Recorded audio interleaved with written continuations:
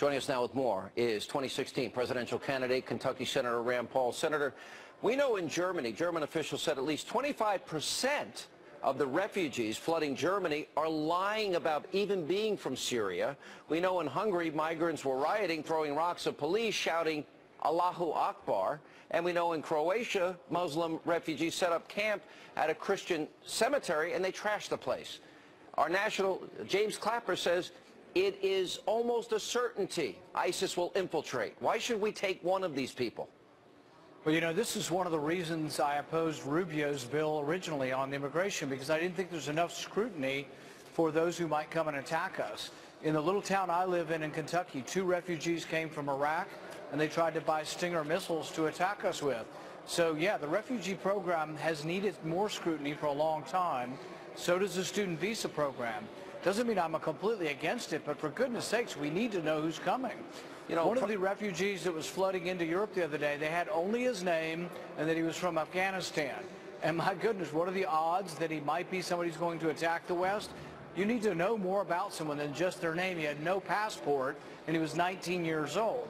So, yes, absolutely, we need more scrutiny. You know, the Prime Minister of Israel, Benjamin Netanyahu, met with Vladimir Putin, and they agreed to cooperate in terms of airstrikes against some of the militants and ISIS fighters in Syria, which I think is a good idea. Believe it or not, Geraldo Rivera had an even better idea. Why not the United States and Russia and all the other countries that are helping set up a safe zone area within Syria that they would defend the refugee population, and then we could offer humanitarian assistance, etc. I've got a better idea. Why don't we set it up in Saudi Arabia? It annoys me to death, the Saudi Arabians that were primarily responsible for 9/11. They're not doing anything. They keep pouring arms into the Syrian civil war.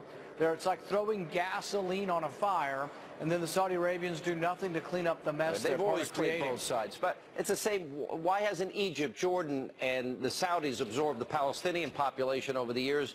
The real answer is they don't want them. Isn't that true? Frankly, Iran. Why doesn't Iran step up? The president seems to have a conversation with Iran.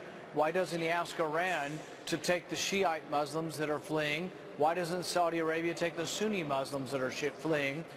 Because, frankly, they're part of the problem, but they never step up to be part of the solution. But also, isn't it true they don't want them? Because they view this as a problem for their countries. So yeah, but the next time Saudi Arabia comes asking for weapons, this needs to be the question.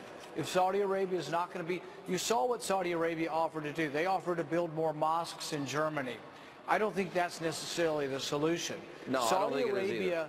Saudi Arabia gave hundreds of tons of weapons indiscriminately into the Syrian civil war. Many of the weapons that ISIS has now came from Saudi Arabia. So I do think Saudi Arabia is part of the problem, and someone needs to talk about it.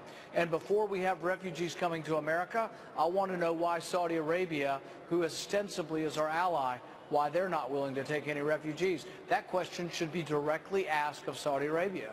All right, well said. Good idea. Thank you, Senator. Appreciate it. Coming up.